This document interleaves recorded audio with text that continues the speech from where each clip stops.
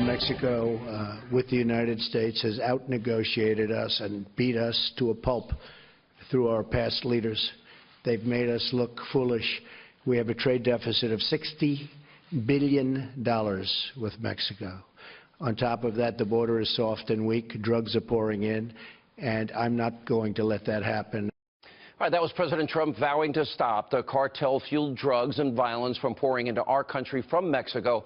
So the question is, just how bad is the situation down at the southern border? Now, last week, we sent one of our producers to Arizona to check it out for you. And what they found, once again, is shocking. Watch this. How far south are you? We have other type of fencing here that allows us to see through the fence and address any threats that might be approaching the fence. This is where the pedestrian fencing ends. We're about 5 miles west of the city of Nogales. The terrain in this location is, as you can see, is very rugged.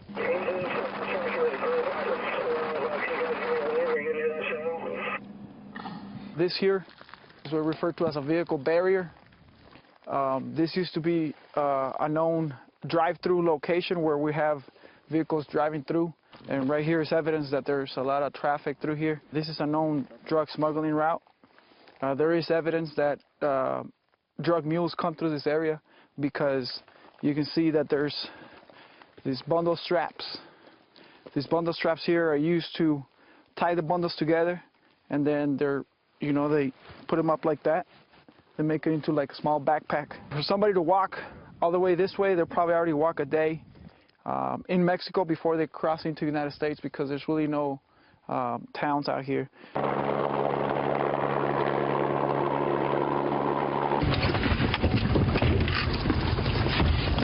Right now we're about southwest of Ajo, Arizona. So we had air support, picked up a group of suspected drug mules in the area. One agent interdicted a group, and he has contraband with him. While agents were responding, one of the agents came across what it seems to be abandoned marijuana. Doesn't look like it's part of the group we're working, but sometimes we get close to the area and drug mules abandon their load, and then they ride back to Mexico to avoid apprehension. Each of these bales weighs around 50 pounds. They're about 20 kilos a pack. What we're going to do right now is we're going to try to get close to assist the other agent that's in need right now. We don't know if they're outstanding individuals. The good thing is that we got air support nearby, and they're trying to find a safe zone to land and help them out with that.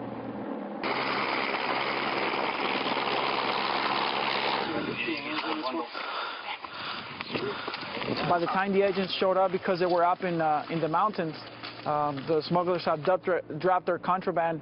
Good thing that we had air assets nearby where they're able to respond and assist in the search of the bundles. All right, so what we're going to do right now is we're going to break them down individually. Then we're going to tag them. We're going to weigh each one of them. 422.90 again. Agents are breaking down the bundles individually. They're tagging them. What's going to happen from here is going to get eventually turned over to the Drug Enforcement Agency, who ultimately takes custody of the contraband. Once we interdicted the group, the agents exhausted all resources available to look for the individuals, but it's more than likely that they made their way back into Mexico once they knew where we're moving into their location. As you can tell, they had the high ground when we were driving in, so they saw us moving into their location. We interdicted a total of 18 bundles of contraband with a total weight of over 400 pounds of marijuana. These 400 pounds that are not going to make it into the streets today. 400 pounds caught in that raid alone. Joining us now with reaction to what you just saw, Fox News senior correspondent Geraldo Rivera. All right, I have been down 12 times. Horseback, all-terrain vehicle, boats, helicopters. Me on horseback was funny, by the way. I have been to drug warehouses. I was there when gangs were arrested, gang members were arrested, have it all on video, and the drug warehouse, floor to ceiling, the biggest warehouse you've ever seen. Isn't this issue also not about the drugs and the cartels and the gangs? What if they were terrorists? What if they were bringing in nuclear material? Well, that's an excellent question. I just want to compliment the producer. I don't know which one. Dan Cohn. Dan Cohn. Well, congratulations to him, because it's one thing to talk about drugs being smuggled. It's another thing to see the vivid graphic evidence of it right before your very eyes. In terms of the wall, and I think that's where the conversation has to go, I think the wall will stop casual drug dealers. It'll stop the pot smuggler. The question is whether it will stop the El Chapos. Remember, there are 75 tunnels that have been identified over the 2,000-mile border. I was in one. I was in one. And, of course, I was in El Chapo's most famous, his escape remember that, tunnel. yeah. I think the pros will fly over it. They'll tunnel under it. They'll drive around it. I think that will stop the small-timers. And, of course, now as the United States legalizes pot and we produce so much of our own now, I think that the demand will drop in the Aren't you worried more about the heroin, the kids that try Vicodin, Percocet, OxyContin, and then move to heroin? Go back to what you said earlier about national security and terrorists sneaking across. As far as I know, there has not yet been a verified penetration of our southern border by any terrorist. Not yet. Thank God. I don't believe that. I know is what the records say. Here's what we do know. Not yet. We have 1,000 ongoing investigations of radical Islamists in all 50 states.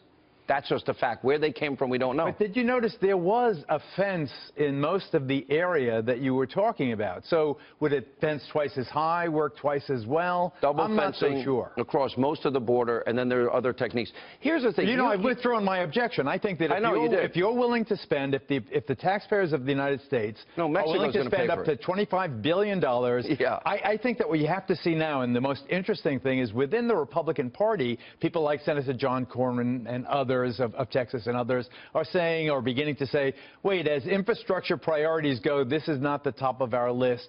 We have to really make sure that there's a spending offset where the budget doesn't go to hell in a handbasket. That goes for all spending, and I know that's a priority, but national security's got to be the #1 priority.